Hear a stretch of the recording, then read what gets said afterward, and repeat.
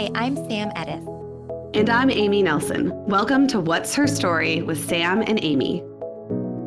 This is a show about the world's most remarkable women, their professional and personal journeys. Together, we'll hear from gold medalists, best-selling authors, and leaders of the world's most iconic brands.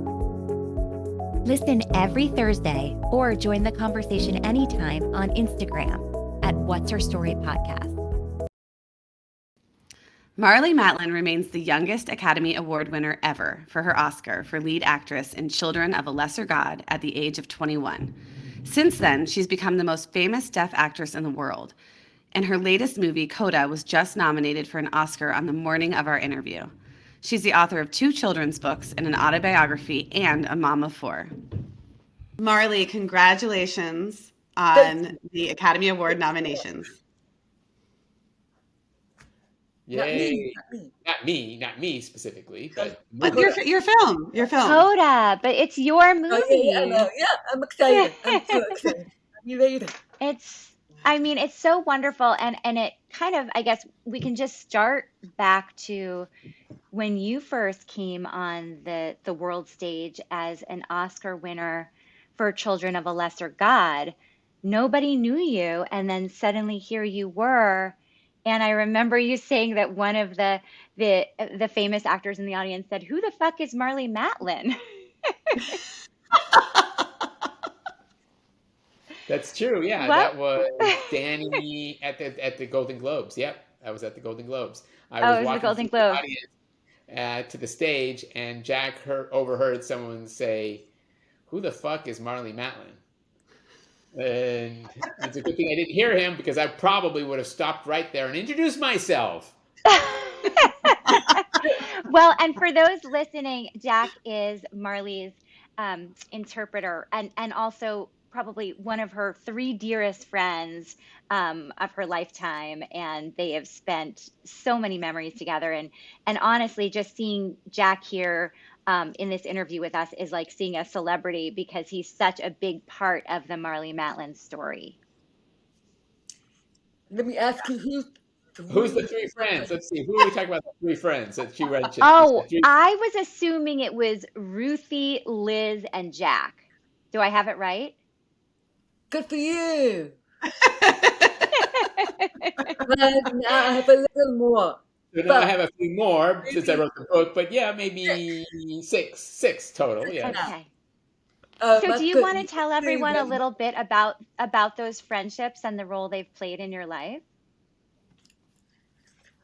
Well, I just actually talked to Ruthie just before we had this conversation.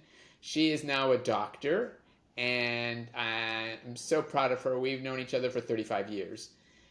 She is my rock. She keeps me sane, and she's real.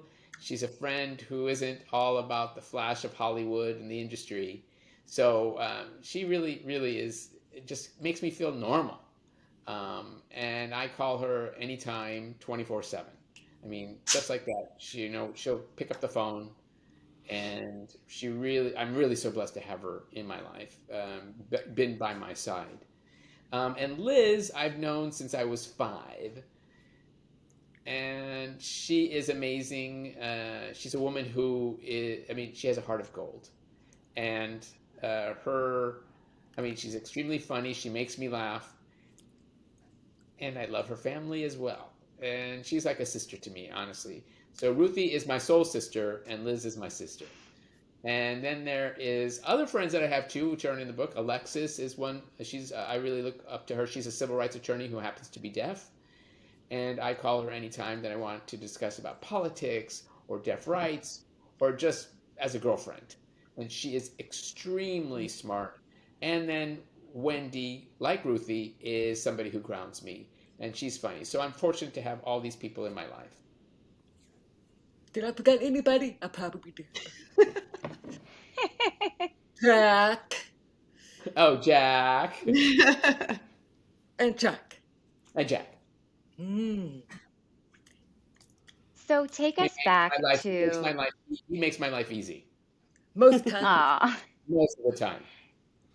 So when you won the Academy Award, you were also in a very intense and volatile and actually somewhat violent at times relationship with William Hurt. What was that night, the highs and lows of your win actually like? Well, clearly, we when I got nominated, I wasn't surrounded, by family or friends. I mean, it was 5 o'clock in the morning, and I happened to be in rehab, and I was getting rehabilitated for my drug addiction, my drug use. And I'm proud to say that I'm 35 years sober. In any case, but I was surrounded by people who were there for the same reason, which was to get ourselves help and support each other.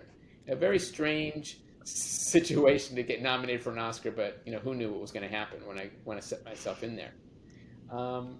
And it's funny, when I found out that I was nominated, I was thrilled, but then the rest of the day was all about me and doing some self-analysis and not celebrating as you would if you were back home, getting an Oscar nomination. So it was a little bit strange. As far as, I mean, listen, there was no texting back then. There was no telephones that you could text back and forth through, talk to friends. I didn't have anything like that. And as far as the night of the Oscars, I couldn't believe who I was sitting amongst at the Academy Awards, and who all these wonderful actors that I was with that I looked up to all these years, who, I mean, I had the utmost respect for: Jane Fonda and Sigourney Weaver and Sissy Spacek and Kathleen Turner. I mean, come on. I couldn't believe it, and all the stars that were there, and I was just a normal girl from Chicago. That's how I considered myself. And the the first time that I was in that First group, timer. yeah, being the first timer in that group, um, it was, winning. I'm thinking, okay, wait, is William Hurt kidding by saying my name in sign language? Well, then I thought, no, he wouldn't do that in front of all these people, in front of millions of people on television. So I was naturally shocked. I was in awe. I was a little bit petrified.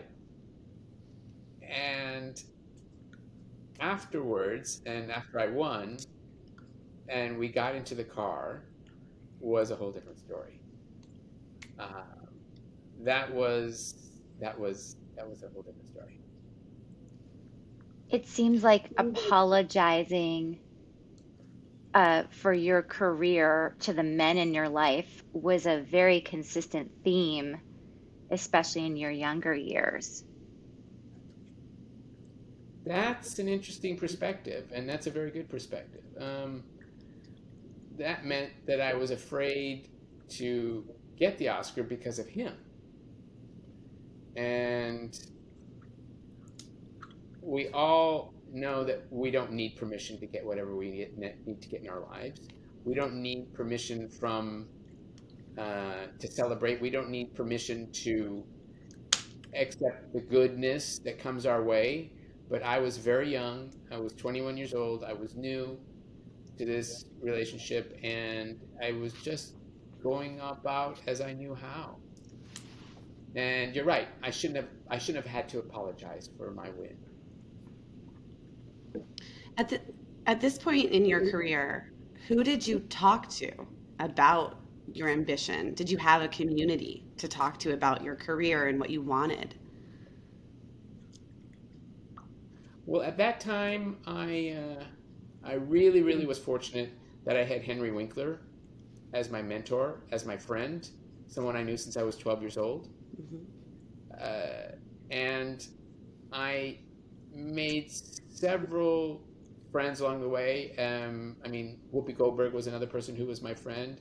Both of them, being in the business, really guided me and to understand how this industry works, to the point where you have to deal with people who, who you may call the naysayers. Listen, I was celebrated, but I was also trying to figure out how to accept the naysayers. For this morning's nominations, for example, I got texted, and it was from Henry Winkler, who was supporting me all along the way, supporting me as he did back then, still to this day. No matter what the outcome was, whether I got nominated or not. So that's what I call a true, I call him a mensch, really. He's a mensch. But speaking of my community, Oh, my deaf sorry. community, yes, oh, I'm sorry, you were going to say? Nope, keep going. No, my community, listen, I was new. I came from nowhere. My community was, just basically Chicago. That's where I grew up. That was my little community, just my friends. And here I am now thrown into the spotlight. And there were wonderful actors at the National Theater for the Deaf, well-known actors out there. But here I came in completely new. And I had one friend who's no longer with us. His name was Bernard Bragg. He's known me since I was 8 years old, and he's probably one of the most well-known deaf actors around. He created the National Theater of the Deaf with a bunch of other actors. But I really didn't have anybody in the deaf community to guide me. I really didn't. But I sort of had to figure it out on my own. I had a lot of learning to do. I really had a lot of learning to do. And I'm still learning to this day. Henry Winkler really was credited with discovering you, to many people who are listening who might be younger, he's the Fonz on Happy Days. That's how our generation knows him. He's wildly famous, and he and his wife came to see you in a small Chicago theater production. What happened? Well, I was a member. It was a fundraiser at this theater company that I happened to be a part of.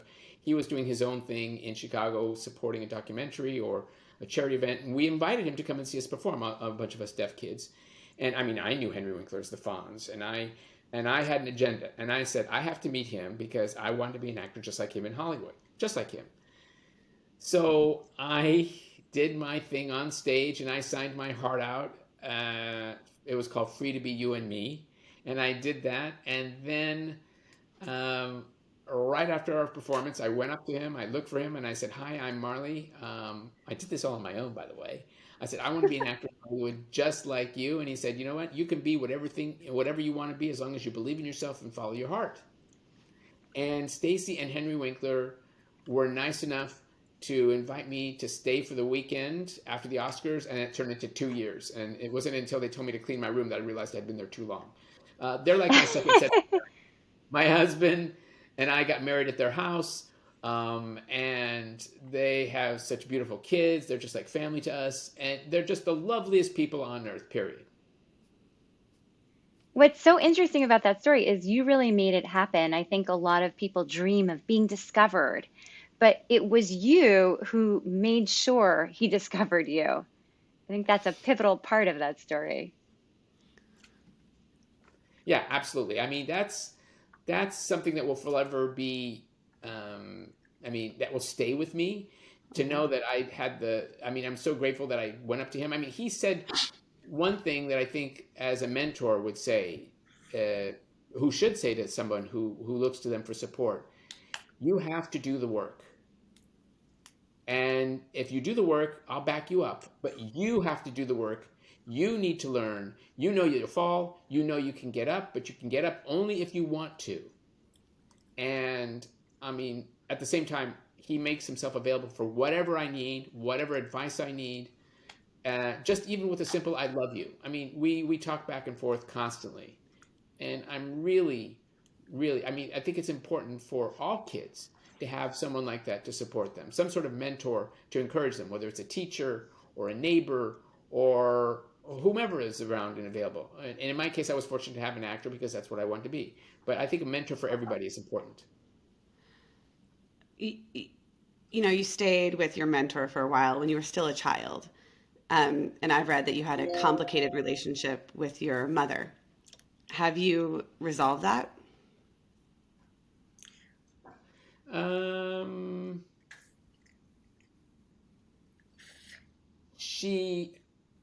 She was always very proud of me, regardless of what I did. She was always very proud as me as the work as an actor. She spoke to whomever she could and say, "This is my daughter, Marlee," as any parent would. She would do that. Both parents did. As far as resolving issues, I don't think we really, really resolved it because I think we were just, we just sort of went ahead with life. And, eventually she got dementia pretty early. She just passed away last October. So I don't think we really had any resolution. But at the same time, I knew she meant very well as a mom. She was very protective. She knew that I was fiercely independent, and that was only because of her.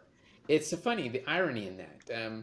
She never held me back from doing whatever I wanted to do, whether it was to explore or to taste or to touch or to try. She never held me back. At the same time, she did speak to Henry Winkler and say, don't encourage Marlee too much to make her think that she does have a career, that she'll get everything that comes her way so easily.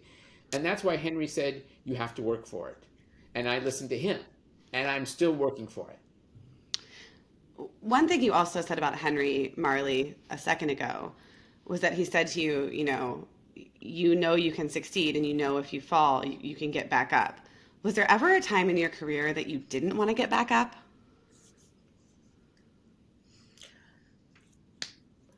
I almost threw in the towel when Rex Reed said that I was a deaf actor in a deaf role, so in Children of a Lesser God. So how was my win considered deserving because I wasn't acting? And I was new to the entertainment business then, and I was green back then, and I didn't understand why he had to say that. But I understand now because he wasn't familiar with deaf actors. He wasn't clued in that we can be great actors. And I'm sorry that he had to say that. It seems like one of the threads in your life has been that you are in both worlds. You live in the hearing world and the deaf world. And when you have tried to be an activist sometimes on behalf of the deaf community, you've gotten a lot of resentment for that. How has that played out, and where does that lie today? Well, I grew up in both worlds, so this is something I was accustomed to. It was just the way that things were. I was the only deaf child in my family. I went to mainstream schools to both hearing and deaf kids. I had hearing neighbors. I was just a kid who loved life, who loved people, regardless of whether they were deaf or hearing, regardless of what color their skin was, regardless of what their religion was. I didn't care. I just wanted to be friends with everybody who wanted to be friends with me. And I was very curious as a child, and I wanted to explore, and I wanted to try. So I don't put myself in one category. So I think that's what some people resented. I didn't put myself in the deaf category. I didn't put myself in the hearing category. I just put myself in who I was. I'm in both worlds. I need both worlds. And so maybe that caused some resentment. I don't know. And what about the activism part in terms of where you've decided to step in? I know that you were just instrumental in making sure that every press conference about COVID, had signing for the hearing impaired.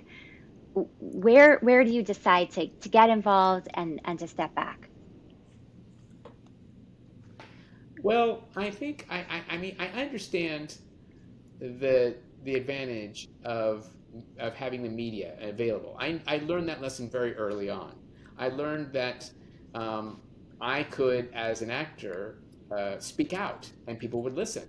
And so I learned pretty quickly that what it is that I needed, I could get on my soapbox and talk about it because people knew who I was. And now with social media, with greater attention on the deaf community and people jumping in, I feel more interested in speaking out. Even, I keep saying to people at the same time, yes, I can speak out, but now we can all do this together. And I'm fortunate to have the National Association of the Deaf, who is a civil rights organization for deaf people. They fight for our rights. They fight on our behalf to recognize our rights. We can all do this together. I think, there's the California Association for the Deaf. There's so many organizations. And the more and more deaf people that are out there outspoken, the more I lend my support. Captioning to me, I love watching television. I've always wondered, wouldn't it be nice to have words across the screen when I was a young kid someday? I always thought that. And now here we have it. So I'm grateful to be one of the people that stood up in front of, say, for example, the Senate to say, hey, let's do this. And they passed the law. And that's why we have that chip in every single television set to allow for captions. It was really historic. It was really historic. So, I mean, I still have a lot more to do, though. And now there's the Super Bowl coming up, and we have two deaf rappers signing along during the halftime show. The first time we've had that during the halftime show. I mean, how cool is that? So we've come a long way. What do you wish that hearing people understood about the non-hearing deaf world? That's a good question. I think we should, first of all, learn about one another, learn about one another's cultures, learn about one another's languages. I think all of these things, and if you're talking about deaf people, we should learn about one of them.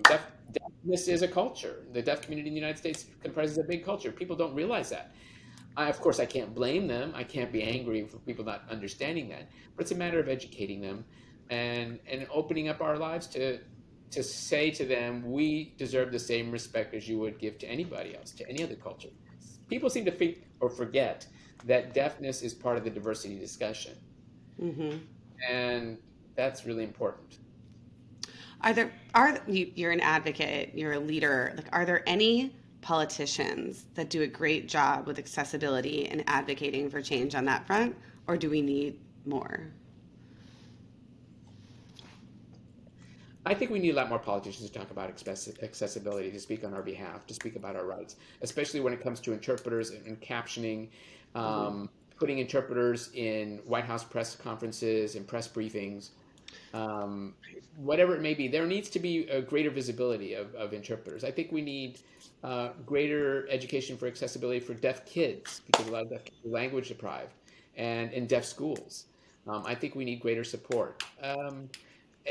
In employment, deaf people are still underemployed in the workforce, and so, yeah, I think we need greater and further collaboration.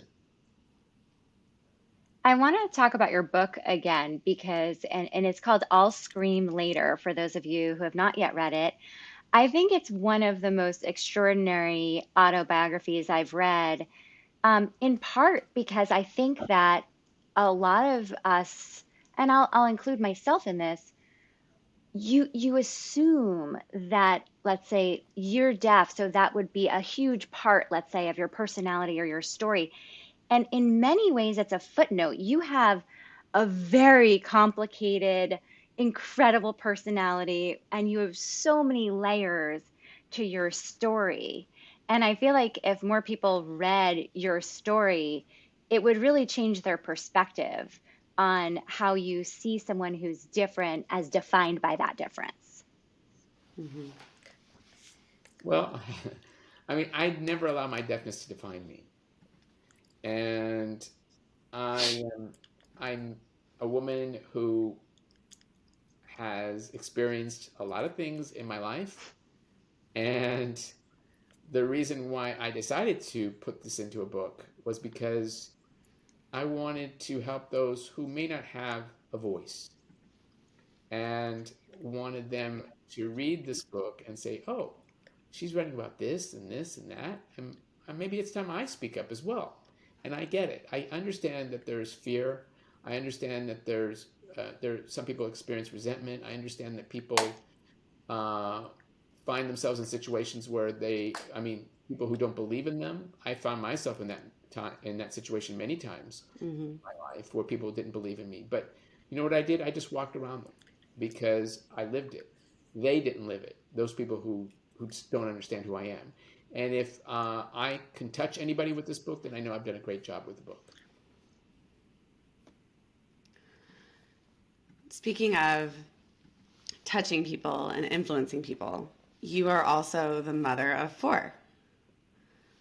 What is your relationship like with your kids?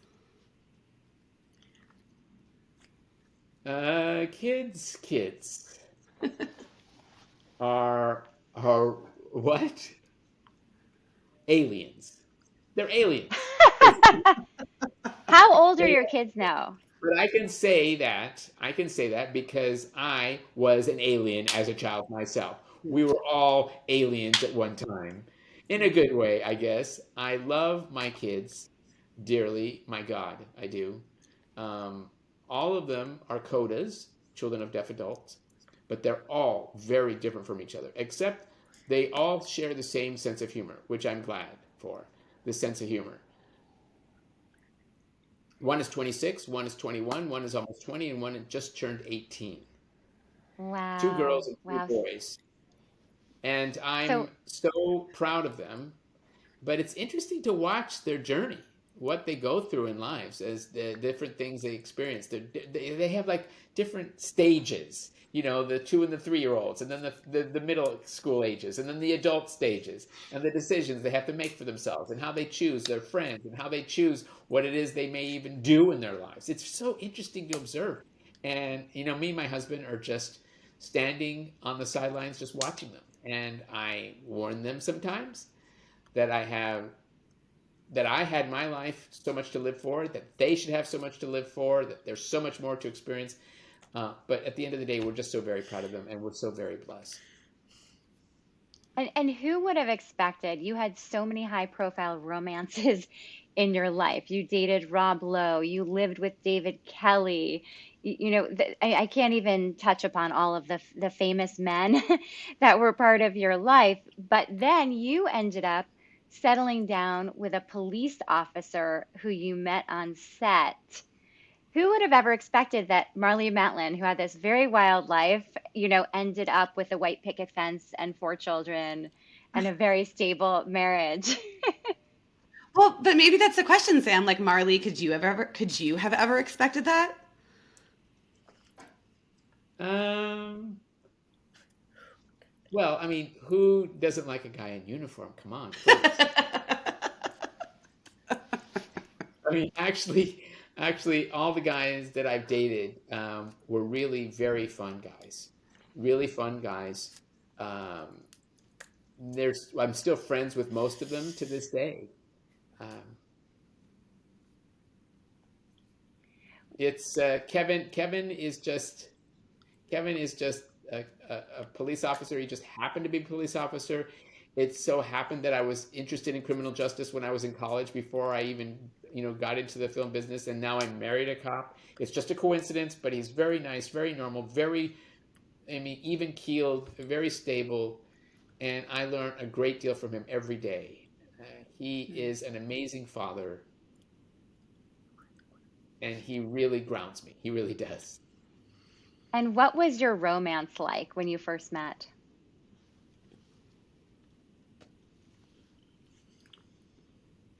I can't go into too much detail here. We have to look for the keys and the handcuffs. Ooh. So let's talk about Coda. Well, I we've mean, been married, one of we've been married almost 29 years. That's a long time. so let's talk about Coda. One of the interesting things about Coda is that it's really the story of the only hearing girl in a family where everyone else is deaf, and it's kind of the reverse of your experience. What was that like for you? Was it somewhat, did you identify with her as being the only in a family? Yeah, I have friends actually who are deaf, and they have siblings who happen to be hearing, and the only hearing members of their family. And I remember in high school, I would look at this family, and they were they every household, of course, which is has a code, is different, obviously. But at the same time, I mean, what I would see is some codas would be more than willing to interpret. Some codas didn't even know how to sign. Some codas were okay, but they didn't lend any assistance. There were so many different kinds of codas, so many different family experiences. But it was interesting to play this deaf family role for me, to have a deaf husband. It was a challenge for me, but it was fun to do the film at the same time, because working with Troy and Daniel was such an absolute gift for me, because For Troy, I've wanted to work with him for the longest time, for as long as I've known him, which is 30 years. He's probably one of the most talented actors I know out there. And he was on my bucket list, but now that little item has been checked off. And if you're talking about the filming of the film, I learned a lot.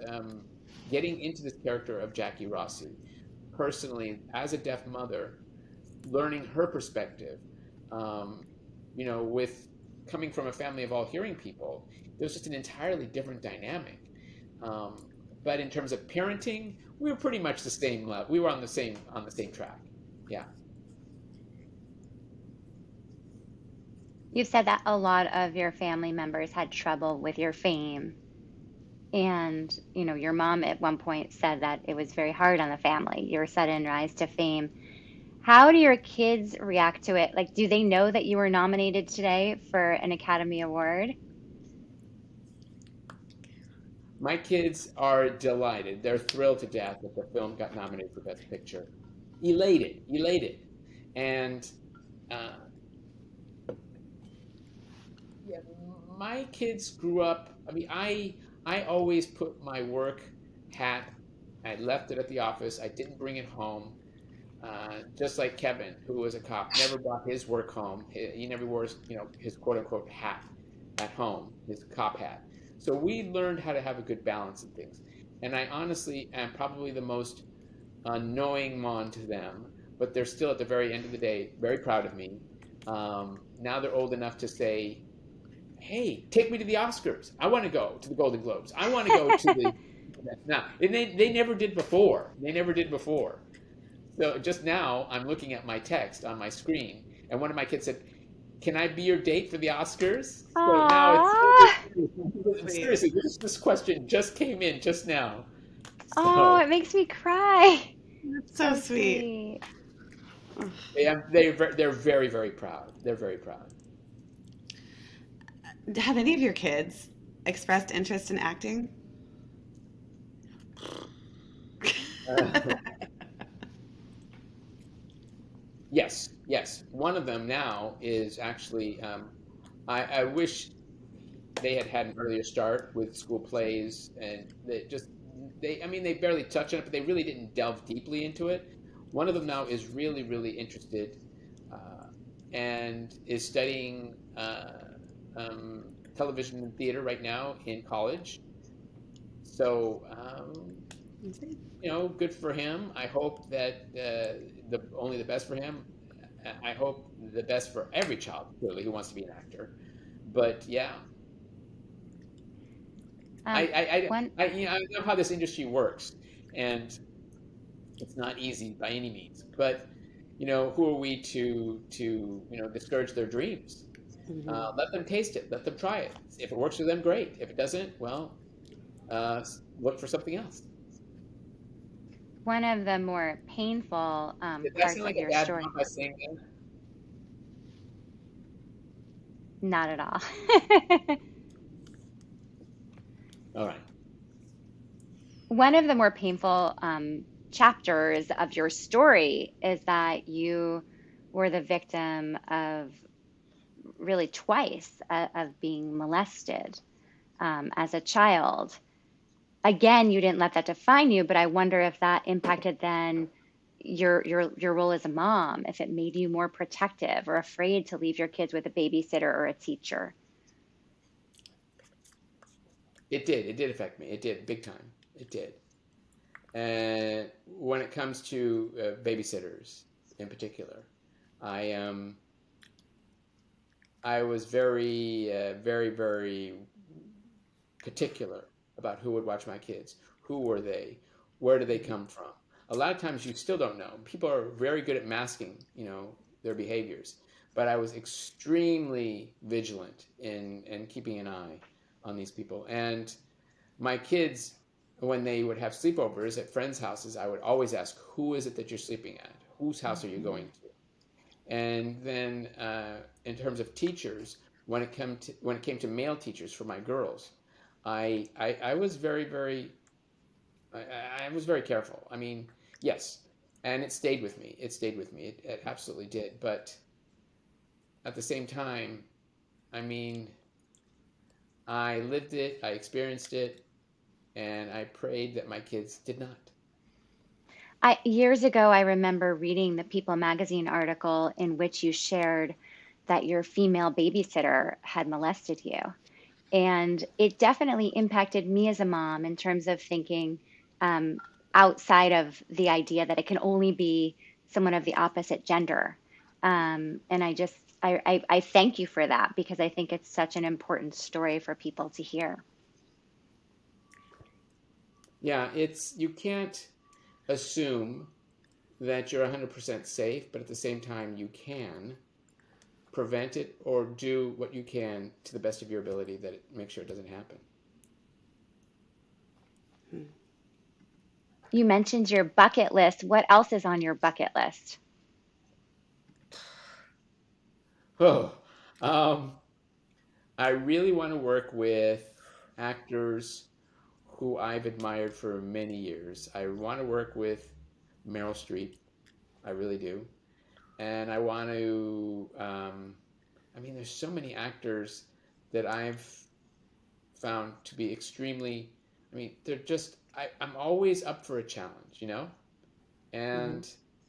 And there hasn't yet been an opportunity that I can work out with an A-list actor to say, hey, come and work with us on a project. I hope that someday I can get that call.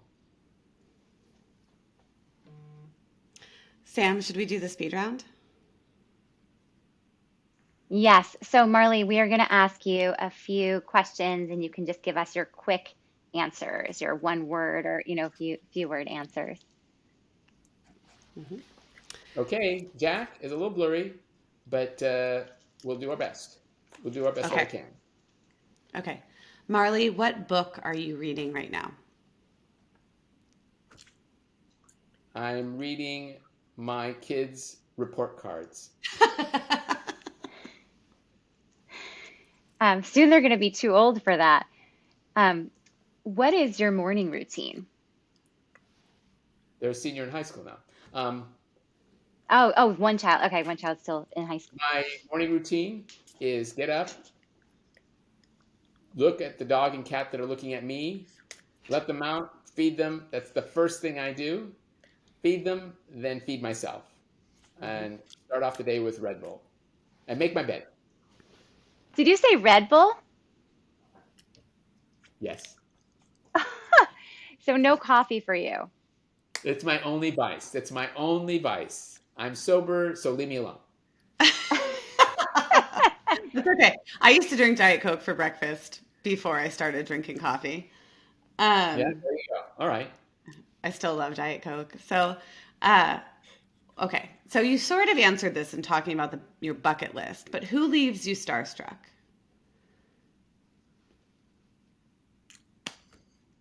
Oh, George Clooney. Have you met him? Oh, Oh, yes. obviously, of course. Always speechless when I mean, I talk a lot, but every time I meet him, I'm just speechless. The nicest guy. Really, really, really, genuinely the nicest guy. And I remember Is he listening? Hey, Marlee? Is he listening? uh, well, we're definitely going to tag Meryl Streep in this episode. Maybe putting that into the universe will make that happen. So you're looking ahead at the Oscars now. What are you going to wear? And this is going to is this your second nomination ever, correct? Yes, it is. Okay. I am. I'm up for grabs. I mean, listen, if there's anybody out there who wants to give me a dress to wear, something very beautiful and comfortable at the same time, I'm up for it. I love it.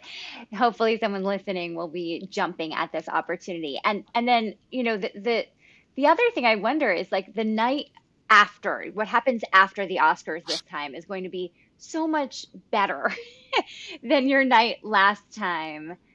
How do you picture that night unfolding and that feeling, whether you win or lose, you're obviously a winner that night. Um, Because I think I have such a wonderful cast, a wonderful director. We have an adapted screenplay nomination. I think that it's like we're gonna just be a family together, and I have this family forever. I think we've had so much fun, and I think the night is going to be fun, and I think the night after is going to be fun, and we're just going to have to figure out how to celebrate before the Oscars and then after the Oscars. And I think it'll all take care of itself. It'll all iron out in the end. But I think it's just going to be fun and happy. All right. I So guarantee. Lou has, oh, um, Lou has been listening to this entire conversation, and he always comes in at the end with the male perspective. So Lou, take it away. Bring it on, What Lou. was this? The male perspective. Sorry, my air quotes offended Lou. I am starstruck. I watch you, and I wasn't a person who always would like remember actors and actresses' names, and when I saw you, I was like, oh my god, my mind was blown because now I could actually put a name to the face. And I really appreciate your work, and thank you so much for being on our show. I'm so starstruck. I don't know what to ask. You know, I was just I'm like, just a lot of. I was over here like this, just. I I was just enjoying every single moment of it because there was something that you mentioned when Amy asked about what can hearing people do to like basically get to know or understand people who are non-hearing, and you were talking about learning about the culture, and I'm witnessing this right here, and I'm like, wow. there is so much that you can do just by talking, collaborating, asking questions. Any questions that you want to ask that you would ask anybody. You don't have to worry about the fact that we're deaf, really. It's a question you can ask anybody. If you're talking about deaf people specifically, you can learn it, you can look into it, you can go online. There's lots of things in social media. There's Google. Everything is out there and available for you to look into. I want, in particular, more high school students to start having the opportunity where they can learn sign language in school as one of their language requirements, as they would with French or Spanish or German. ASL should be an opportunity to learn another language. I think a requirement. I think we need to start earlier, even before you go to college, because I think sign language can help give them a pathway to go if they want to become an interpreter, if they want to become a teacher for deaf kids, or something like that. Well, and is it also, Marlee, And they isn't should that make it how? mandatory for deaf education, deaf history in schools, in deaf schools. I didn't have that opportunity. I wish I did. Yeah. And Marlee, didn't your Wow. husband learn sign language in college? Isn't that part of how you originally got together Absolutely. and how he understood you? Wow. Yes, absolutely. He learned instead of taking Spanish, and no offense to anybody who says that we should be learning Spanish, and his family is Hispanic, but no, he wanted to take ASL, and we were on a ride-along. It was the first time I went on a ride-along with him as a police officer. We were just friends, and he took me along, and I said something at the end of the ride-along. It was a big, long 8-hour shift. I had a question, and he signed the word yes. And I was like, hey, wait a minute. You just signed something. And he goes, no, no, no, no, no. And he put his hands back on the steering wheel, and I busted him. But that's when I thought, oh, my, man, I have to get to know him more. That's awesome. I actually just thought of something to ask, and it's about you and what you do outside of the acting world. What do you do for fun?